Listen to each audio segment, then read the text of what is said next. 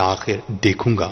وہ ایمان پر خاتمہ یا الہی، وہ ایمان پر خاتمہ یا الہی، وہ ایمان پر خاتمہ یا الہی۔ الحمدللہ رب العالمین، والصلاة والسلام علی سید المرسلین، اما بعد فاعوذ باللہ من الشیطان الرجیم، بسم اللہ الرحمن الرحیم، الصلاة والسلام علیک یا رسول اللہ وعلى آلك وأصحابك يا حبيب الله، الصلاة والسلام عليك يا نبي الله وعلى آلك وأصحابك يا نور الله۔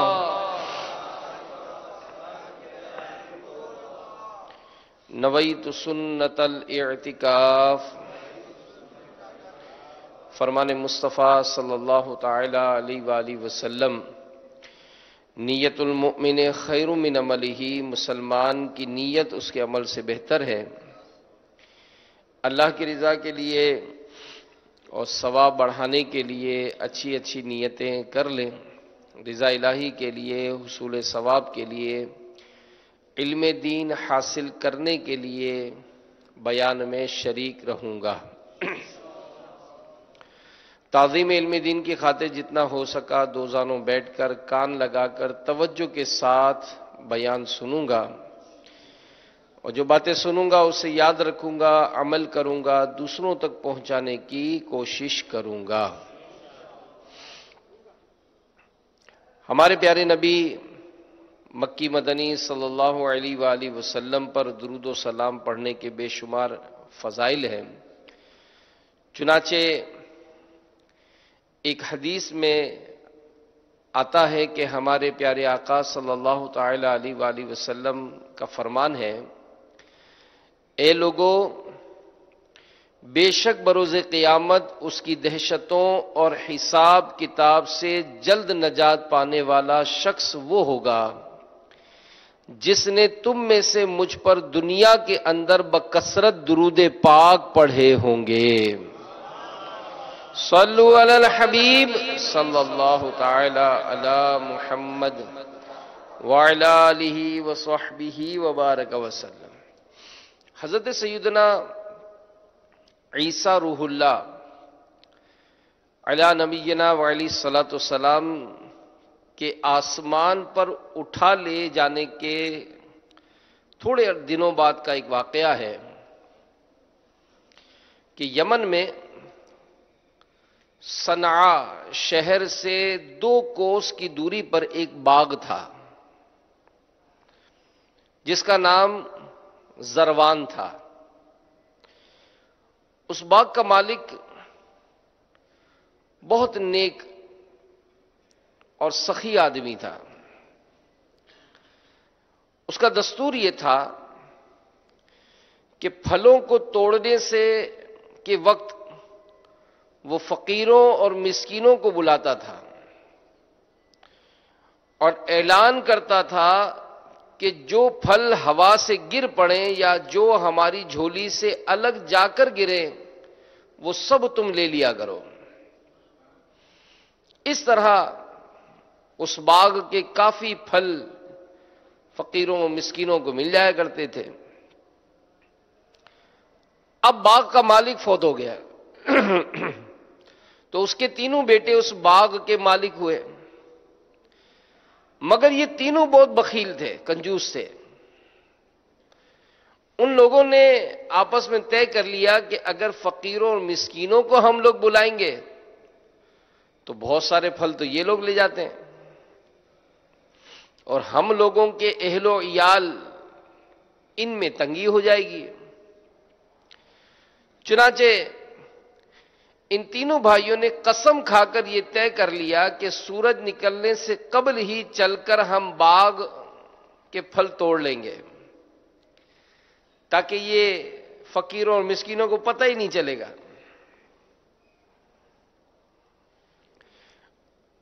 چنانچہ ان لوگوں کی بدنیتی کی نحوست نے کیا اثر بد دکھایا کہ ناگہاں رات میں اللہ تعالیٰ نے اس باغ میں ایک آگ بھیج دی جس نے پورے باغ کو جلا کر خاک کر دیا۔ ان لوگوں کو خبر ہی نہیں ہوئی۔ یہ لوگ اپنے منصوبے کے مطابق رات کے آخری حصے میں نہایت خاموشی کے ساتھ پھل توڑنے کے لیے روانہ ہوئے۔ راستے میں چپکے چپکے باتیں بھی کرنے لگے کہ دیکھو آہستہ چلنا، آہستہ بولو، دیکھو پتہ نہ چل جائے۔ اس طرح سے چھپ چھپا کر خاموشی کے ساتھ یہ بڑھتے بڑھتے آگے چلے۔ جب یہ لوگ باغ کے پاس پہنچے تو وہاں جلے ہوئے درختوں کو دیکھ کر حیران ہو گئے۔ چنانچہ ایک بول پڑا کہ لگتا ہے کہ ہم راستہ بھول گئے، کسی اور جگہ چلے آئے ہیں۔ مگر ان میں سے جو بنسبت دوسرے بھائیوں کے کچھ نیک نفس تھا، نیک نیتی، نیک طبیعت والا تھا، اس نے کہا کہ ہم راستہ نہیں بھولے، بلکہ اللہ تعالیٰ نے ہمیں پھلوں سے محروم کر دیا ہے، لہذا تم اللہ کا ذکر کرو۔ انہوں نے یہ پڑھنا شروع کر دیا کہ سبحان ربنا انا کنا ظالمین، اے ہمارے پاک پروردگار، ہمارے رب عز و جل کے لیے پاکی ہے، ہم لوگ یقیناً ظالم ہیں کہ ہم نے فقراء اور مساکین کا حق مارا ہے، ہم ظالم ہیں۔ پھر وہ تینوں بھائی ایک دوسرے کو ملامت کرنے لگے اور آخر میں یہ کہنے لگے کہ عسا ربنا ان یبدلنا خیرا منها انا الی ربنا راغبون۔ ترجمہ کنز ایمان، امید ہے کہ ہمیں ہمارا رب اس سے بہتر بدل دے، ہم اپنے رب کی طرف رغبت لاتے ہیں۔ حضرت سیدنا عبداللہ بن مسعود رضی اللہ تعالیٰ عنہ نے فرمایا کہ جب انہوں نے سچے دل سے توبہ کی تو اللہ تعالیٰ نے ان کی توبہ قبول فرما کر انہیں اس کے بدلے ایک دوسرا باغ عطا فرمایا جس میں بہت زیادہ اور بڑے بڑے پھل آنے لگے۔ اس باغ کا نام حیوان تھا اور اس میں انگور اتنا بڑا ہوتا کہ اس کا ایک خوشہ ایک خچر کا بوجھ ہو جایا کرتا تھا۔ حضرت ابو خالد یمانی قدس سرہ النورانی کا بیان ہے کہ میں اس باغ میں گیا تو میں نے دیکھا کہ اس باغ میں انگوروں کے خوشے حبشی آدمی کے قد کے برابر تھے۔ تو میٹھے میٹھے اسلامی بھائیوں اور مدنی چینل کے ناظرین، ہمیں یہ درس ملتا ہے کہ سخاوت اور نیک نیتی کا اثر یہ مال میں خیر و برکت اور فراوانی کا سبب ہے، جبکہ بخیلی، کنجوسی اور بد نیتی کا نتیجہ مال کی ہلاکت اور بربادی کا باعث ہوتا ہے۔ تو یہ بھی معلوم ہوا کہ سچی توبہ کر لینے سے اللہ تعالیٰ زائد شدہ نعمت سے بڑی اور بڑھ کر نعمت عطا فرماتا ہے۔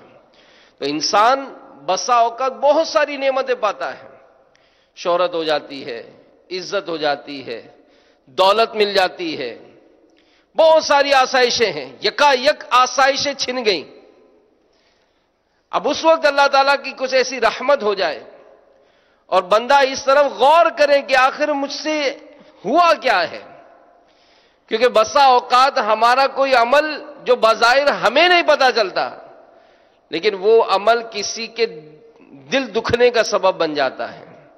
ہمارا کوئی انداز یہ بظاہر ہمیں نہیں پتا چلتا کتنا روٹ ہے، لیکن ہمارا وہ انداز کسی کو بد دعا کر دینے کا سبب بن جاتا ہے۔ اور بسا اوقات دیکھتے ہیں کہ تخت پر بیٹھا ہوا آدمی تختے پر آ جاتا ہے، ایک دم سے دھڑام کر کے گرتا ہے۔ یعنی بعض اوقات ہوتا ہے انسان کو مال ملتا ہے تو مال اللہ نے دیا تو اللہ کی راہ میں خرچ کیا جائے، اور اگر آپ نہیں دینا چاہتے تو نہ دیں، لیکن کسی کو حقیر فقیر ذلیل سمجھ کر اس کو دھتکارے تو نہیں۔ اور بعض اوقات ہوتا ہے کہ اسی طرح کا دھتکارنا یہ بندے کو بہت بڑی ذلت اور بہت بڑی آفتوں میں مصیبت مبتلا کر دیتا ہے۔ تو اگر کبھی ایسا ہوا ہے، رب کی رحمت بہت وسیع ہے، رب کی رحمت بہت وسیع ہے۔ جیسا کہ ان بھائیوں نے پڑھا، کیا پڑھا تھا کہ سبحان ربنا انا کنا ظالمین، ہمارے رب کے لیے پاکی ہے، ہم لوگ یقیناً ظالم ہیں کہ ہم نے فقراء اور مساکین کا حق مار لیا۔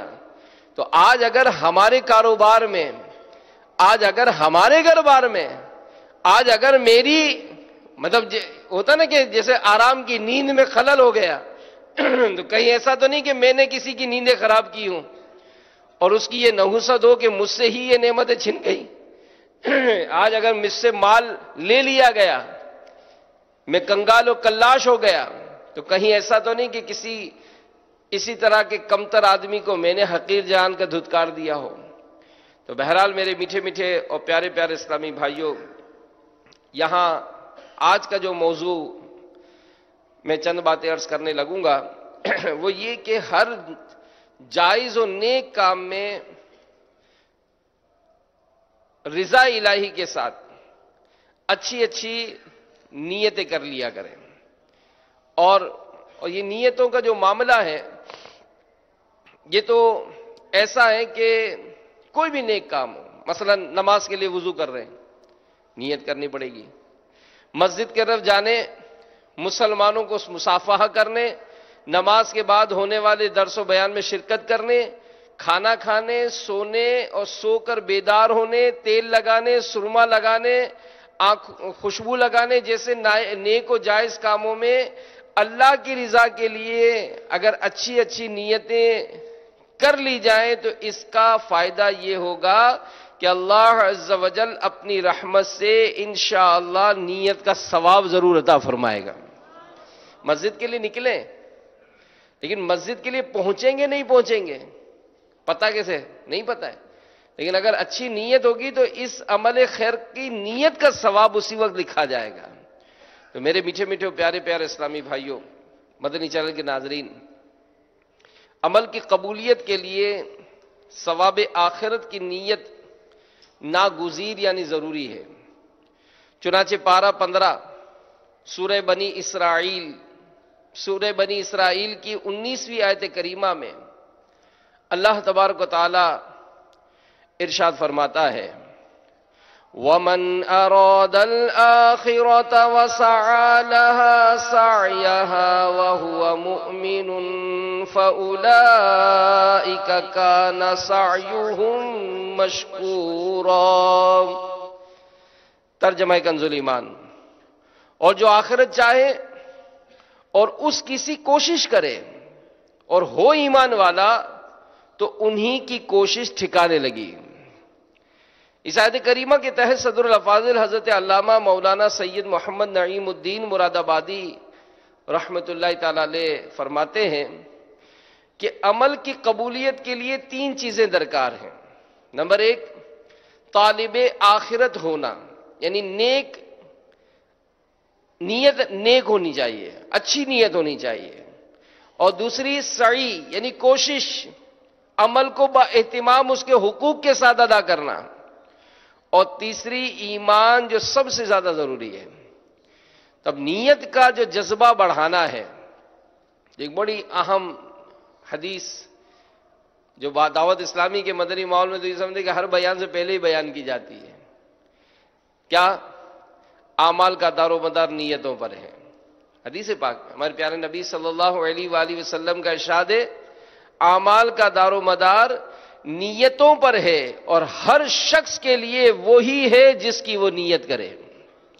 تو اس حدیث پاک کے بارے میں شارح بخاری حضرت مفتی شریف الحق امجدی علیہ رحمت اللہ القوی فرماتے ہیں کہ اس حدیث کا یہ مطلب ہوا کہ اعمال کا ثواب نیت ہی پر ہے، بغیر نیت کسی ثواب کا استحقاق یعنی حقدار نہیں۔ اور یہ حدیث پاک کہ مسلمان کی نیت اس کے عمل سے بہتر ہے۔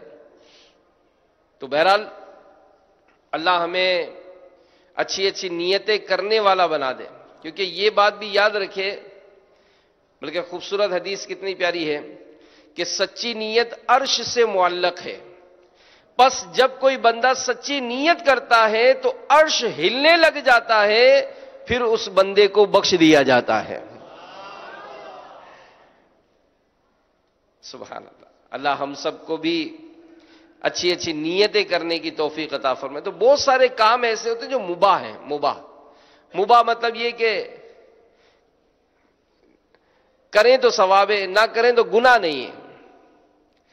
یعنی مباح کرنا، مباح اس جائز عمل یا فعل کو کہتے ہیں جس کا کرنا نہ کرنا یکساں ہو، یعنی ایسا کام کرنے سے نہ ثواب ملے نہ گناہ۔ مثلا کھانا پینا، سونا، دولت اکٹھی کرنا، تحفہ دینا، عمدہ یا زائد لباس پہننا وغیرہ، یہ مباح ہے۔ اگر تھوڑی سی توجہ دے دی جائے تو مباح کام کو عبادت بنا کر اس پر ثواب کمایا جا سکتا ہے۔ اس کا طریقہ میرے آقا اعلی حضرت امام اہل سنت مولانا شاہ امام احمد رضا خان علیہ رحمت الرحمن فرماتے ہیں کہ ہر مباح یعنی ایسا جائز عمل جس کا کرنا نہ کرنا یکساں ہو، نیت حسن یعنی اچھی نیت سے مستحب ہو جاتا ہے۔ اور فقہاء کرام رحمہم اللہ السلام فرماتے ہیں کہ مباحات یعنی ایسے جائز کام جس پر نہ ثواب ہو نہ گناہ، ان کا حکم الگ الگ نیتوں کے اعتبار سے مختلف ہو جاتا ہے۔ اس لیے جب اس سے یعنی کسی مباح سے عبادات پر قوت حاصل کرنا ہو یا عبادات تک پہنچنا مقصود ہو تو یہ مباحات یعنی جائز چیزیں بھی عبادات ہوں گی۔ مثلا کھانا کیوں کھا رہے ہیں بھائی؟ میں کھانا اس لیے کھاؤں گا کہ اس کے ذریعے عبادت پر قوت حاصل کروں گا۔ تو اب یہ کھانا کھانا بھی کار ثواب ہو جائے گا۔ بھائی سو کیوں رہے ہیں آپ؟ میں اس لیے سو رہا ہوں تاکہ فجر میں ذرا اٹھوں گا نماز کے لیے تو ذرا چاقو چوبند ہو جاؤں گا۔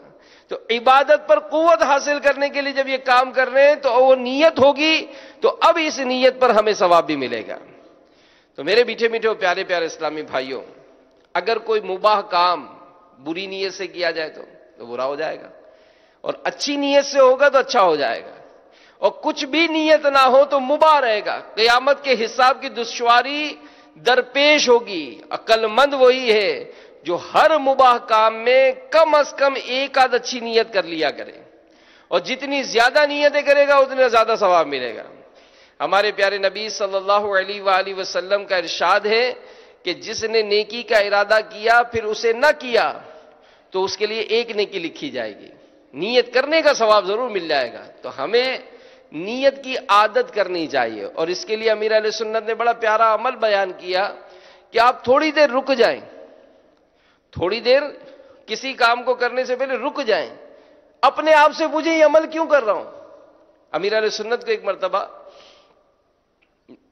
مدنی چینل پر دکھایا جا رہا تھا، مدنی مذاکرے سے پہلے جب آپ تیاری کرتے نا امامہ شریف وغیرہ باندھتے، تو آپ نے عطر کی شیشی کھولی اور عطر لگانا چاہا، پھر آپ نے عطر کی شیشی بند کر دی، لگائے نہیں، بند کر دی، پھر تھوڑی دیر کے بعد پھر کھولی، اب اس کو لگایا۔ تو نگران شورا نے بعد میں سوال کیا کہ آپ نے ایسا کیوں کیا؟ پہلے بھی تو کھولنی تھی نا، پھر آپ نے بند کر دی، پھر آپ نے اس کو کھولا تھوڑی دیر کے بعد اور پھر لگایا۔ تو آپ نے فرمایا جب میں نے پہلی مرتبہ کھولی تھی تو یاد آیا کہ میں نے عطر لگانے کی نیت تو کی نہیں ہے، اس لیے میں نے شیشی کو بند کر دیا۔ پھر اپنے دل میں نے اچھی اچھی نیتیں کی، یہ خوشبو کیوں لگا رہا ہوں بھائی، اور خوشبو کس طرح لگاؤں گا؟ بسم اللہ پڑھ کے شیشی کھولوں گا، بسم اللہ پڑھ کے خوشبو لگاؤں گا، جب مجھے خوشبو آئے گی تو درود پاک پڑھوں گا، اس طرح سے مسلمانوں کو راحت پہنچاؤں گا، نماز کی تعظیم کے لیے میں عطر لگا رہا ہوں۔ تو اب یہ اچھی اچھی نیتیں ہوں گی تو اب اس خوشبو کا لگانا بھی میرا کار ثواب ہو جائے گا۔ تو پتہ چلا کہ اگر تھوڑی دیر رک جائیں گے تو ہمیں اس کا ثواب ملے گا، اور اس کی برکتیں بھی ملیں گی. تو بہرحال آج میں آپ کو ایک بڑا پیارا عمل جو یہاں موجود ہیں وہ تو کر ہی رہے ہیں، اور کئی ایسے ہوں گے مدنی چینل پر کہ جو اس سے محروم رہتے ہیں. وہ کیا؟ مسجد جانے کا عمل. اب ظاہر یہاں جو بیٹھے تو بیٹھے ہی مسجد میں، تو اب مسجد میں جانے والے یہ تو سب ہیں بھائی. مدنی چینل کے ناظرین ہو سکتا ہے کہ آپ کیا آپ کہیں گے یار ہمارے تو مسجد ہی نہیں ہے. جی ہاں، دنیا میں ایسے ایسے شہر ہیں کہ جہاں رہنے والے مسلمان ہیں، گھر بنا لیے انہوں نے لیکن اللہ کا گھر نہیں بنایا، مسجد نہیں ہے وہاں پر. کئی ایسے ہوں گے جو سوسائٹیز میں رہتے ہیں، بنگلے بنا لیے، گھر بار بنا لیے، ایک کے دو، دو کے چار بنگلے کر لیے، لیکن وہاں مسجد نہیں ہے. چلے دعوت اسلامی آپ کو یہ بھی سہولت دے دیتی ہے، مجلس خدام المساجد بنا دی گئی ہے. آپ اپنے شہر میں بنانا چاہتے ہیں آگے بڑھیں، انشاءاللہ دعوت اسلامی کی مجلس آپ کے ساتھ تعاون کرے گی. جی ہاں، پلاٹ خریدنے میں، بنانے میں اور مسجد بنا کر آباد کرنے میں انشاءاللہ دعوت اسلامی ساتھ دے گی آپ کا. اب مسجد کو جانا ہے تو ایک بڑی پیاری کتاب امیر اہل سنت کو بہت پسند ہے، اور اس کتاب کا امیر اہل سنت کی فرمائش پر المدینہ العلمیہ نے ترجمہ کیا ہے، اور اس کتاب کا نام ہے بہار نیت. تو اس کتاب میں مسجد کی طرف جانے کی 8 نیتیں لکھی ہیں. آپ سنیے، آپ کا ایمان تازہ ہوگا کہ یہ بزرگوں کا کیسا انداز ہے. کیونکہ علماء نے لکھا ہے کہ مساجد کی طرف آمد و رفت، یہ آنا جانا، یہ پرہیزگاروں کے اعمال میں نعمت عظمیٰ کی حیثیت رکھتی ہے، اور اس کے سبب اللہ تعالیٰ نے مومنوں کا ایمان ظاہر فرمایا ہے. یعنی مسجدوں کی طرف آنے جانے کی اگر مجھے رغبت نہیں ہے تو میں ان فضائل کو سن کر اپنے نصیب پر ہی آنسو بہاؤں. ذہن بنائیں کہ مسجد کی طرف آنا جانا یہ کتنا زبردست کار خیر اور اجر و ثواب کا ذریعہ ہے. چنانچہ بندہ مومن کو چاہیے کہ جب گھر سے مسجد میں جانے کے ارادے سے نکلے تو 8 طرح کی مستحب نیتیں کر لیں تاکہ اس کے لیے فضل عظیم لکھا جائے اور وہ قیامت میں بڑے ثواب کا مستحق ٹھہرے. کیونکہ اعمال نیتوں کے ساتھ ہے، اور ہر شخص کے لیے وہی ہے جس کی اس نے نیت کی. اب پہلی نیت کیا لکھی؟ مسجد جانے والا رب جلیل عز و جل کے گھر میں اس سے ملاقات کی نیت کرے، کیونکہ مساجد یہ اللہ کے گھر ہیں اور تم اللہ کے بندے ہو، اور بندہ جب کسی گھر والے سے ملاقات کا ارادہ کرتا ہے تو اس کے گھر کا قصد کرتا ہے اور وہاں اسے تلاش کرتا ہے. ہمارے پیارے نبی صلی اللہ تعالی علیہ وآلہ وسلم نے اس فضل و احسان کی خبر دیتے ہوئے حضرت سیدنا سلمان فارسی رضی اللہ تعالیٰ عنہ کی حدیث میں ارشاد فرمایا کہ جو مسلمان وضو کرے پس اچھا وضو کرے، پھر اللہ کی مسجدوں میں سے کسی مسجد میں آئے تو وہ اللہ سے ملاقات کرنے والا ہوتا ہے، اور جس سے ملاقات کی جائے اس پر حق ہے کہ ملاقات کرنے والے کو عزت دے. تو فرمایا گیا اب جیسے سمجھانے کے لیے کیا کہ اے بندے غور کر کہ اگر تو اپنے جیسے کسی بندے کے ساتھ برائی سے پیش آئے، یعنی ہم کسی کے ساتھ کوئی ایسی ناخوشگوار انداز اختیار کر لیں، پھر معافی مانگنے اس کے گھر چلا جائے تو وہ تجھے عزت دے گا، تجھے اپنے قریب کرے گا، تجھے معاف کر دے گا، اس وقت بے رخی سے پیش نہیں آئے گا. تو پھر عظمت والے اللہ کریم کا معاملہ کیسا ہوگا جبکہ وہ سب سے بڑھ کر عزت دینے والا ہے. تو یہ بھی طے شدہ ہے کہ تیرا اپنے رب کی گھر کی طرف یعنی مسجد کی طرف جانا اسی کی توفیق و عنایت سے ہے، اور اگر اللہ تعالیٰ اس بندے کی ساتھ عزت و الفت کا ارادہ نہ فرماتا تو اسے اپنے گھر میں اپنی ملاقات کی توفیق عطا نہ فرماتا. تو مسجد کی طرف اگر ہم گئے تو اللہ تعالیٰ نے ہم پر خاص کرم کیا، ہم پر فضل کیا، ہمیں موقع دیا کہ ہم اس کا قرب حاصل کریں، اس کی برکتیں پائیں. تو ایک حضرت بزرگ تھے، حضرت سیدنا موفق رحمت اللہ تعالی علیہ. آپ کے بارے میں منقول ہے کہ آپ کے جب 60 حج مکمل ہو گئے، 60 حج 60، تو فرماتے ہیں کہ میں مسجد حرام میں میزاب رحمت، جہاں سے پانی جو ہے وہ نچھاور ہوتا ہے، اس کے نیچے بیٹھ گیا، اور میرے دل میں خیال آیا کہ میں اور کتنی بار اس گھر میں آتا رہوں گا، 60 تو ہو گئے، اب اور مزید کتنا آتا رہوں گا؟ فرماتے ہیں کہ مجھ پر نیند کا غلبہ ہوا اور کسی کہنے والے نے کہا کہ اے موفق، اگر تیرا کوئی گھر ہو جس میں تو مہمانوں کو جمع کرتا ہو تو تو صرف اسی کو دعوت دے گا جس سے تجھے محبت ہو، تو اسی کو دعوت دے گا جس سے تجھ کو محبت ہو، اور وہ تجھ سے محبت کرتا ہے۔ آپ فرماتے ہیں کہ پھر میرے دل میں آنے والا خیال مجھ سے دور ہو گیا۔ یہ اللہ کا کرم ہے کہ اللہ تعالیٰ نے ہمیں توفیق بخشی کہ ہم اس کے گھر کی طرف روانہ ہوئے۔ تو جس کا دل اللہ کے گھر میں نہیں لگتا تو وہ کیا کرے؟ وہ دعا کرے کہ یا اللہ میرا دل مسجد میں لگا دے۔ بعض اوقات ہوتا ہے مسجد کے باہر دکان ہوتی ہے، مسجد کے باہر دکان ہوتی ہے، اور وہ وہاں پر جناب ہوٹل بنا کر سجا کر بیٹھے ہوئے ہیں، معاذ اللہ گانے گا رہے ہیں، گانے سن رہے ہیں، فلمیں دیکھی جا رہی ہیں، مسجد کے اندر داخل ہونے کی توفیق نہیں ہوتی۔ محلے میں غور کریں، بعض تو ایسے ہوتے ہیں کہ جو گھر لیتے ہی وہی ہیں جہاں مسجد ہوگی، کہ مسجد ہوگی تو ہمارے بچے بھی جائیں گے، ہم بھی جائیں گے، عبادت پہ ہمارا دل لگے گا۔ اور بعض ایسے ہوتے ہیں کہ جو اس بات کی پرواہ نہیں کرتے کہ گھر کے ساتھ مسجد ہوتی ہے، قریبی مسجد ہوتی ہے، جماعت تک واجب ہوتی ہے، لیکن جانے کی توفیق نہیں ہوتی۔ حضرت سیدنا عبداللہ بن عمر رضی اللہ تعالیٰ عنہ فرماتے ہیں، اب مسجد میں داخل کیسے ہونا ہے، کہ نبی پاک صلی اللہ علیہ وآلہ وسلم نے ارشاد فرمایا کہ جب مسلمان مسجد میں داخل ہو کر یہ کہتا ہے بسم اللہ وباللہ والصلاة والسلام علی رسول اللہ وعلیہ السلام ورحمۃ اللہ، یعنی اللہ کے نام سے شروع اور اللہ کی مدد کے ساتھ، اور رسول اللہ صلی اللہ علیہ وآلہ وسلم پر درود و سلام نازل ہو اور آپ پر سلامتی ہو اور اللہ کی رحمت، تو اس سے دو فرشتے کہتے ہیں کہ اللہ تعالیٰ تجھ پر رحمت نازل فرمائے کہ تو نے لا الہ الا اللہ کے بعد سب سے اچھا کلام کیا۔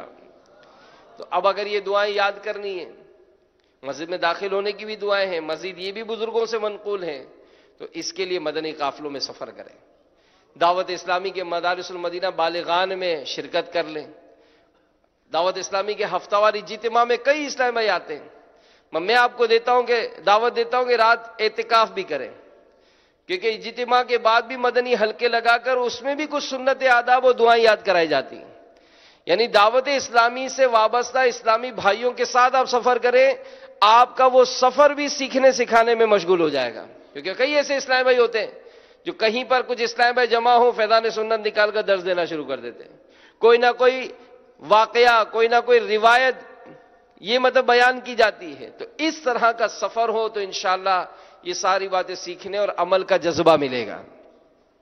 پھر فرمایا کہ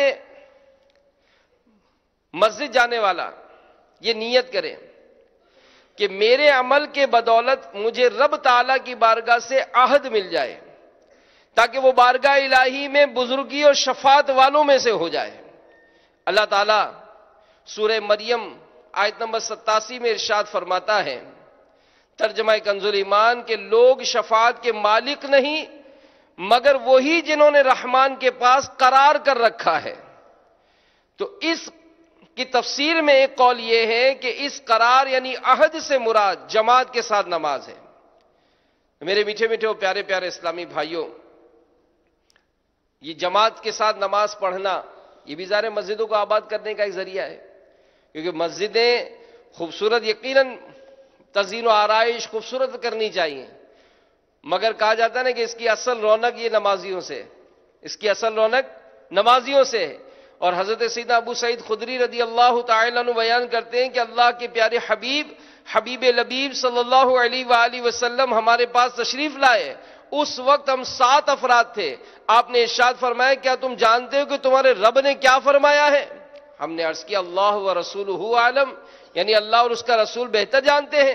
فرمایا بے شک تمہارا رب ارشاد فرماتا ہے جس نے اپنے گھر میں وضو کیا پھر نماز کے حق کی تعلیم کی، اس کی رغبت اور دوسری چیزوں پر اسے ترجیح دیتے ہوئے نماز کے لیے چلا، تو اس کے لیے میرے پاس عہد ہے کہ میں اسے کبھی عذاب نہ دوں گا۔ تو یہ بزرگوں کی سیرت پڑھے کہ اذان ہوتی تھی تو کہتے تھے کہ ان کا انداز ہی چینج ہو جاتا تھا، انداز چینج ہو جاتا تھا۔ امام غزالی علیہ رحمہ نقل کرتے ہیں کہ بعض لوگوں کے بارے میں لکھا گیا کہ اگر کوئی موچی سوا چمڑے میں ڈالتا سینے کے لیے اور اذان سنتا تو اس سوئے کو باہر نہیں نکالتا تھا بلکہ رکھ کے مسجد کی طرف چل پڑتا تھا۔ کوئی لوہار ہتھوڑا اٹھاتا لوہے پہ مارنے کے لیے اور اذان سنتا تو وہ ہتھوڑا نہ مارتا بلکہ اس کو سائڈ پہ رکھ کے نماز کے لیے چل پڑتا تھا۔ تو یہ ذہن کیسے بنے؟ اور ظاہر ہے جب ہی بنے گا جب ہم کو اس کی فضیلتیں پتہ ہو۔ تو اللہ ہمارا مسجدوں میں آنے جانے میں دل لگا دے۔ ہمارے پیارے نبی صلی اللہ علیہ وآلہ وسلم ارشاد فرماتے ہیں کہ جو صبح یا شام مسجد کی طرف جائے گا اللہ تعالیٰ اس کے لیے ہر بار کے جانے پر جنت کی مہمانی کا سامان بنائے گا۔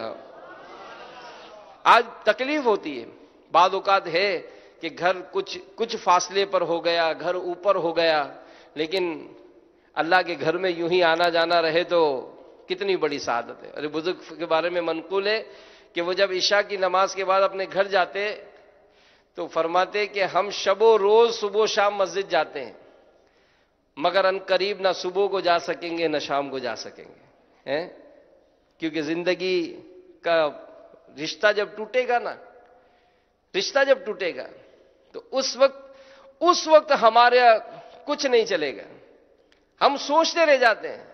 کئی ایسے ہوتے ہیں جو سال ہر سال سے اجتماعات میں آتے ہیں، کئی ایسے ہیں جو سال ہر سال سے مدنی چینل دیکھ رہے ہیں، مدنی قافلوں میں بھی سفر کر لیا، کئی مبلغین کے بیانات اجتماعات میں شرکت کر لی، کیا ہوتا ہے بس اب کر لوں گا، اب کر لوں گا، اب کر لوں گا، لیکن اچانک موت کا قاصد آ جاتا ہے، اچانک زندگی سے جانے کا اعلان ہو جاتا ہے کہ بھئی تو دنیا سے چلا گیا۔ تو اب ہمارا کیا ہوگا؟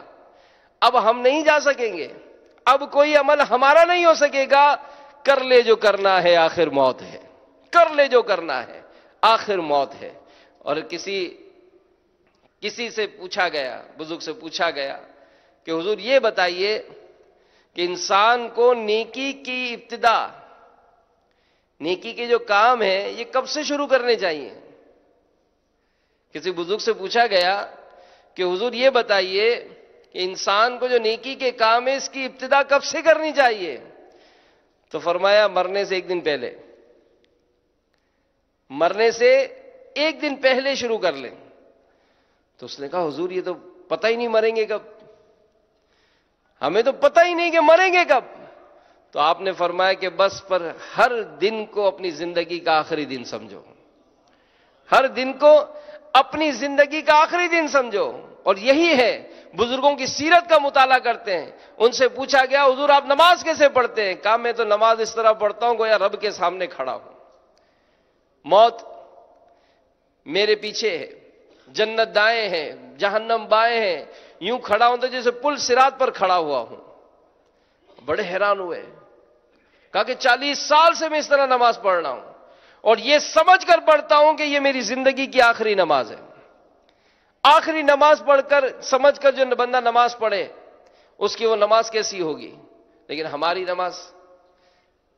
نماز کا تو کچھ ٹھکانہ ہی نہیں۔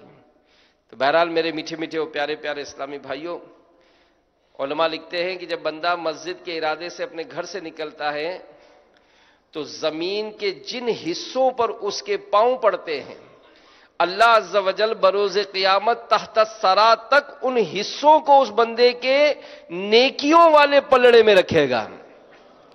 اب دیکھیں ایک بڑی پیاری بات امیر اہل سنت نے گزشتہ مدنی مذاکرے میں فرمائی کہ بعض صحابہ کرام کے معمولات میں تھا کہ جب مسجد کو جاتے تھے تو چھوٹے چھوٹے قدم اٹھاتے تھے، چھوٹے چھوٹے قدم اٹھاتے تھے تاکہ اللہ کے گھر کی طرف جانے کے لیے میرے قدم زیادہ پڑیں گے، مجھے زیادہ ثواب ملے گا۔ یعنی وہی بات نیت کی دھر کی ہے، کیا سوچ کر کیا سمجھ کر یہ کام کر رہے ہیں۔ تو اللہ تعالی ہماری نیتوں میں اخلاص عطا فرمائے۔ پھر فرمایا چوتھی نیت کہ مسجد جانے والا اپنے مولا تعالیٰ کے گھر جلدی جانے، اذان کا جواب یعنی جماعت کے لیے مسجد پہنچنے میں تیزی، حق غلامی کی ادائیگی کے لیے سبقت لے جانے کی نیت کرے تاکہ اسے بہت سا اجر و ثواب حاصل ہو، کیونکہ ایسا نہیں ہے کہ بلاوے سے پہلے آنے والا ملاقات کرنے والا نہیں ہوتا۔ تو بہرحال میرے میٹھے میٹھے پیارے پیارے اسلامی بھائیوں،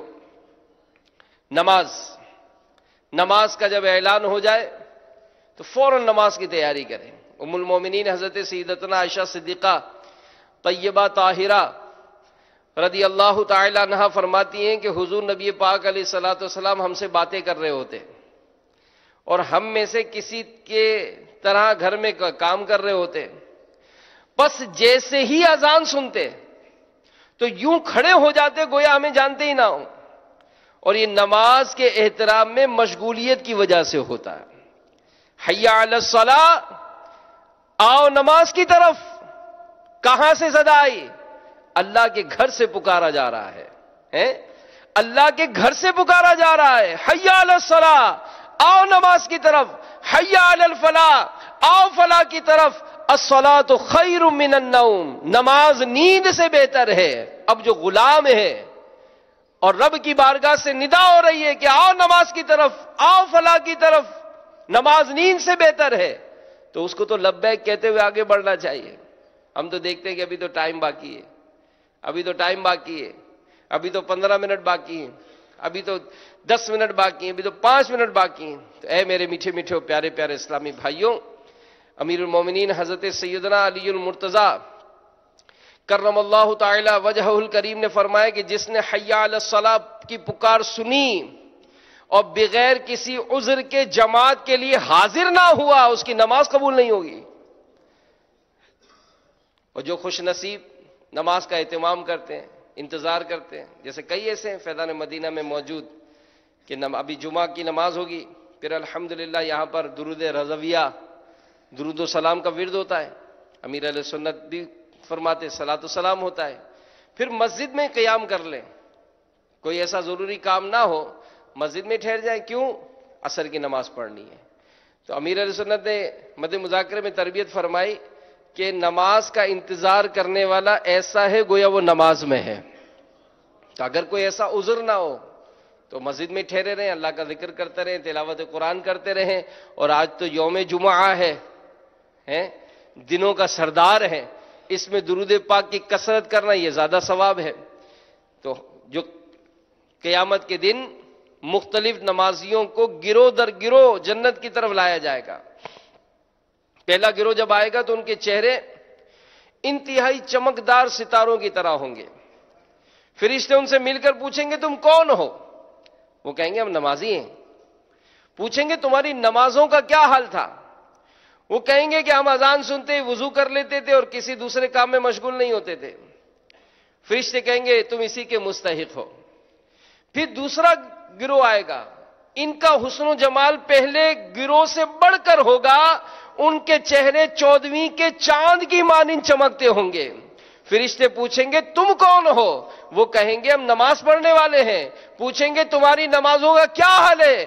وہ کہیں گے کہ ہم نماز کا وقت شروع ہونے سے پہلے ہی نماز کے لیے وضو کر لیا کرتے تھے۔ فرشتے کہیں گے تم اسی کے مستحق ہو۔ پھر تیسرا گروہ آئے گا جو حسن و جمال میں دوسرے گروہ سے بھی بڑھ کر ہوں گے، ان کے چہرے آفتاب یعنی سورج کی طرح روشن ہوں گے۔ فرشتے پوچھیں گے تمہارے چہرے سب سے حسین ہیں، تمہارا مقام سب سے اعلیٰ، تمہارا نور سب سے بڑھ کر ہے، تم کون ہو؟ وہ کہیں گے ہم نمازی ہیں۔ وہ پوچھیں گے تمہاری نماز کیسی تھی؟ جواب دیں گے جس وقت ہمیں اذان سنائی دیتی تھی ہم پہلے ہی سے مسجد میں ہوتے تھے۔ فرشتے کہیں گے تم اسی کے مستحق ہو۔ اب میں کیا کر سکتا ہوں؟ میں کیا کر سکتا ہوں؟ بعض اوقات ہوتا ہے اللہ تعالیٰ نے ایسی آسانیاں فراہم کی ہوتی ہیں کہ مسجد میں پہلے ہی جا سکتے ہیں ہم۔ اگر اللہ نے یہ آپ کو سہولتیں دی ہیں، آسانیاں دی ہیں کام کاج کے حوالے سے، دیگر معاملات کے حوالے سے، ٹھیک ہے مسجد کا رخ کریں، اذان سے پہلے ہی مسجد پہنچ جائیں۔ انشاءاللہ دیکھیں پھر تلاوت کا موقع بھی ملے گا، ذکر و اذکار کا موقع ملے گا، فکر آخرت بھی نصیب ہوگی۔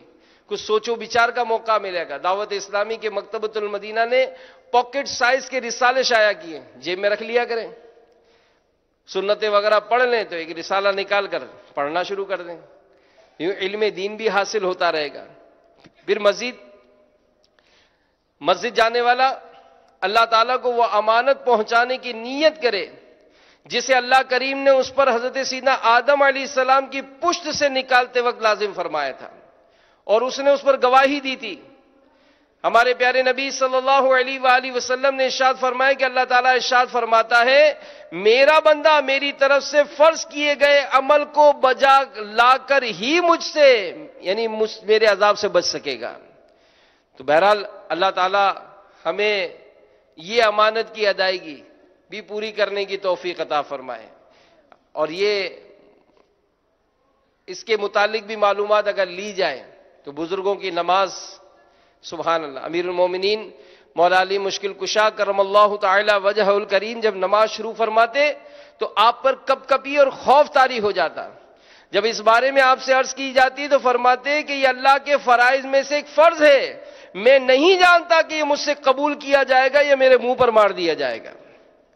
تو ہمیں عبادت بھی کرنی ہے, اللہ سے ڈرنا بھی ہے کہ نہ جانے یہ عمل قبول ہوا بھی کہ نہیں, دعا بھی کرنی ہے. چھٹی نیت, مسجد جانے والا اپنی نماز سے مسجد کو آباد کرنے کی نیت کرے تاکہ وہ ان میں سے ہو جائے جن کے ایمان کی اللہ نے گواہی دی, جن انعامات کا اللہ نے وعدہ فرمایا ان کے حصول کی نیت کرے.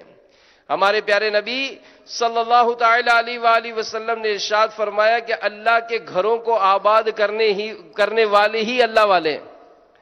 حضرت سیدنا عبداللہ بن عمر رضی اللہ تعالیٰ عنہ فرماتے ہیں کہ بروز قیامت ایک پکارنے والا پکارے گا, سورج کی رعایت کرنے والے کہاں ہیں؟ اس وقت مؤذنین کو لایا جائے گا. پھر پکارا جائے گا میرے پڑوسی کہاں ہیں؟ پکارا جائے گا میرے پڑوسی کہاں ہیں؟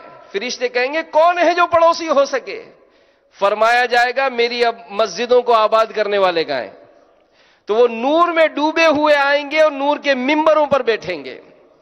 تو آج دنیا کی مختصر سی زندگی میں کچھ اپنے اوپر مشقت ڈالیں, جی ہاں شیڈول بنائیں. دنیا کے سارے کاموں کا شیڈول ہے, نماز پڑھنے کا کہاں شیڈول ہے؟ جاتے ہیں ٹریفک ہے ہمارا, تو ایسا سفر کریں کہ آپ کو جماعت نہ چھوٹے. ایسی کیلکولیشن کریں کہ میری نماز جماعت سے ہی پڑھوں گا, میں اللہ کے گھر کو آباد کروں گا. کہ علماء فرماتے ہیں کہ جو اللہ کے گھر کو آباد کرتا ہے اللہ اس کے گھر کو آباد کرتا ہے.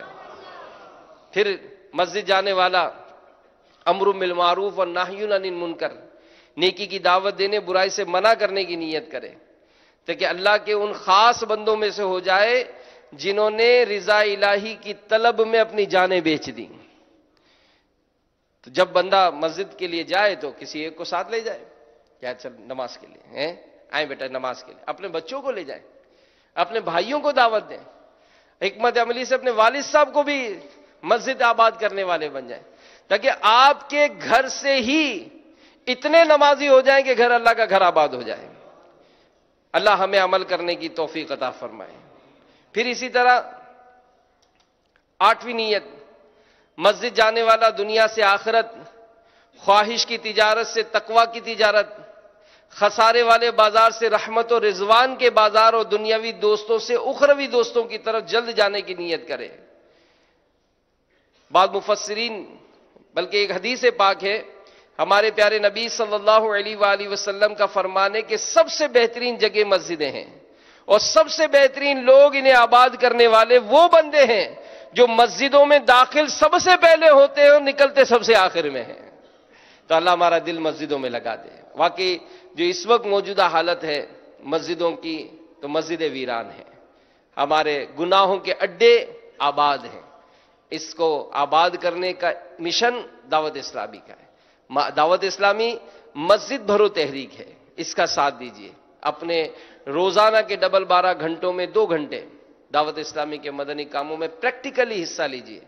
نماز پڑھنے کے بعد درس میں شرکت کریں, مدرسۃ المدینہ بالغان میں شرکت کریں, اسلامی بھائیوں کے ساتھ مل کر چوک درس میں شرکت کریں, مسجد کے لیے آتے ہوئے فجر میں صدائے مدینہ لگائیں. تو یوں مسجدیں آباد کریں گے تو انشاءاللہ اس کی برکتیں ہمیں ملیں گی, آنے والی نسلوں کو ملیں گی۔ اللہ تعالی ہم سب کو عمل کی توفیق عطا فرمائے، آمین بجاہ النبی الامین صلی اللہ تعالی علیہ وآلہ وسلم۔